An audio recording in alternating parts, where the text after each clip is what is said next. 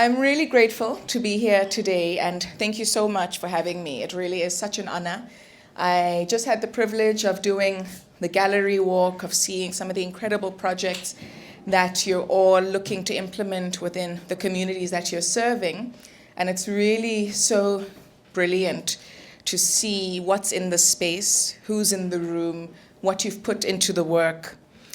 And I just want to take a moment to applaud you all, because the very fact that you are volunteers means that you chose a route that's not convenient. You chose a route that may be uncomfortable. You chose a route that maybe some of your parents were not too happy with. To say, you're going to go do what? Volunteer where? But you chose a route that sets you apart drastically. You chose purpose, which a lot of people try to chase when they're in their late 50s.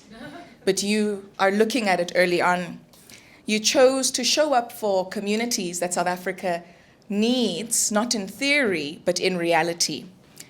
And today, you're not just pitching projects, you're actually showing us what the future of leadership looks like. You're showing us what development should look like. What CorpsAfrica is doing in letting young people come up with solutions in communities that they serve is a really radical and a really necessary shift. It's not a top-down development approach. It's not outside-led. It's ownership, it's shared vision, it's working with people to come up with solutions for people. And you would have heard in my bio that I have a lot of experience within the development sector, and I'm grateful and privileged to work across a number of clients, from really big development institutions to local NGOs. And the one thing that I've seen consistently is that initiatives that do well are those that are crafted with the community. Those that are crafted to say, what are your needs and how do you think we should solve the needs? Initiatives that do poorly are those that have a top-down approach, where a partner would come and say, this is what your community needs, without any consultation of those who are having the lived reality. And so I think this is really unique, and you should all be so proud of yourselves for being part of a cohort that is doing development the right way. Can we pause for all of you to give yourselves a round of applause?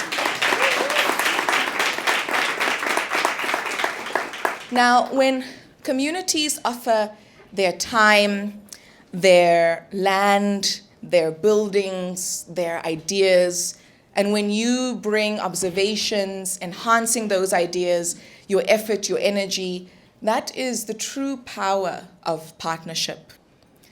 And the one thing I want you to definitely know as you leave the space today is that a lot of the times we're told young people are the leaders of tomorrow. And that is absolutely not true. Young people are the leaders of today. We have to stop waiting until we're certain ages to be leaders. And already in what you're doing, you are leading. So note that you are a leader in everything that you're doing. I just had a chat with Calvin, who was telling me about his project. And already in the 8 months that he's been within the community, learning about the community, coming up with different ideas, he's doing what we as consultants do every day. So your skills that you're learning here are such transferable skills. And I hope that after this experience, you will ensure that your skills are market relevant, because they absolutely are.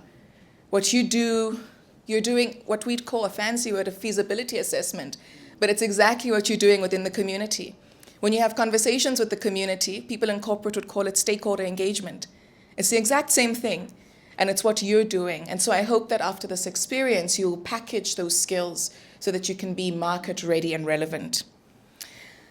I want to share a bit of my journey, and I really want to hopefully land with you all that you have to be resilient within your journey and that young people are capable. When I was in my mid-20s, I joined the executive of the Youth Employment Service. The Youth Employment Service is one of South Africa's largest private-led non-profit organizations that plays a role in creating opportunities for unemployed youth at scale. We work a lot with the private sector. And I joined the executive committee as the Chief Partnerships Officer. I was the youngest member of EXCO, the only black member of EXCO, the only black woman at EXCO. And initially, I felt a lot of imposter syndrome. Like, why me? Can I do this? Am I capable? And I faced a lot of resistance because this is a new role that a lot of older people wanted instead of me. And we had racial dynamics as well, so it made it even more difficult. And without there being a blueprint or a playbook or guidelines in terms of how do I do this, I thought to myself, I'm going to combat imposter syndrome.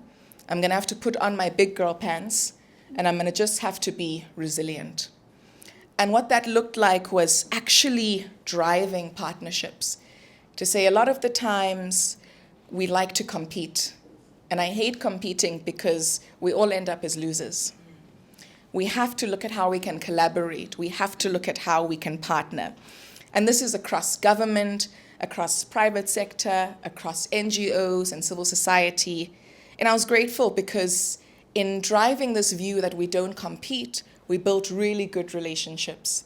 I can consider Jonathan here a friend, even though he works at Harambee, which was at that time seen as a competitor, but we were able to really bridge those divides and were able to say this is what partnership looks like. And I didn't do this alone. In building partnerships, I was so grateful to have worked with one of the most extraordinary people or person that I've ever met. And she started as an intern. For many of you, you are volunteers, so you would have started at around the same level. And her name was Ntuli, and she was my right-hand woman at Yes. She came from Tembisa, and she brought humility. She brought a fire, and she brought the deepest spirit of learning that I've ever come across. She leaned into everything. She co-created with partners. She held space within a room. She would disagree with CEOs very openly and say, I hear what you're saying, but here's a different suggestion. And she soared. And because of the successes that she received, she was seconded to actually become the chief of staff for the CEO for Business Unity South Africa. That meant that she was part of the B20, so she traveled quite a bit. And just last week, she was appointed to the Gauteng Provincial Youth Advisory Panel.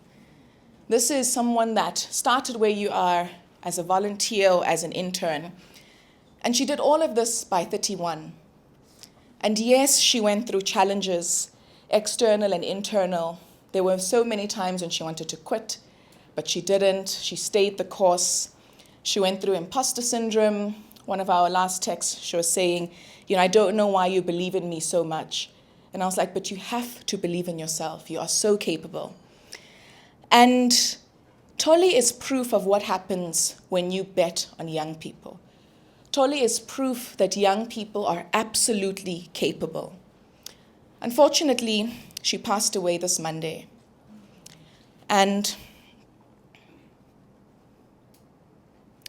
as I reflect on her journey, what is so important for me is the fact that I see a Ntuli in every single one of you.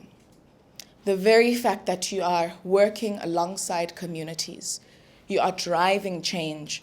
South Africa needs more and more young people like all of you in this room. And so I want to encourage you to let your spark from this experience be lit and be ignited, and to not let anyone dim your light. And so today, as you pitch your projects, and even if you don't get an opportunity to pitch, as you have got these incredible projects, I want you to know that you're not just presenting ideas. You're not just sharing with us what a pie in the sky looks like.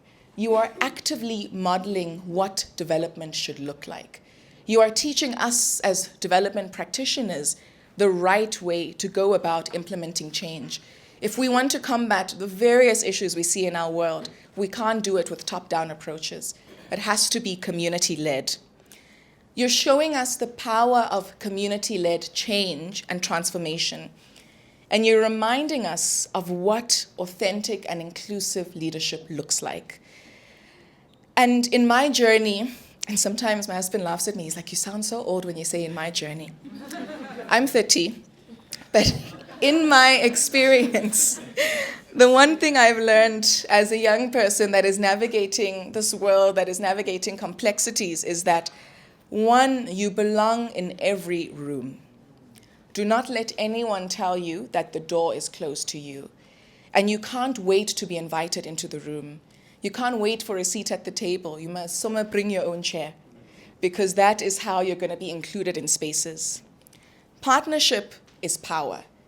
Our corporate world will teach you that if you want to advance, you must do it alone, and that is the worst piece of advice you can get. If you want to advance, you partner with others, and they can soar with you. And importantly, resilience is your edge, not perfection. We often strive for perfection. We often strive for booked and busy. We strive for qualifications and titles. But the one thing that will keep you relevant, that will keep you going as you build the rest of your journeys on this beautiful experience, it is being resilient, not to give up. And a lot of people think resilience is just when you fall, you get back up again. But resilience is bouncing back. It's bouncing forward, and it's bouncing with.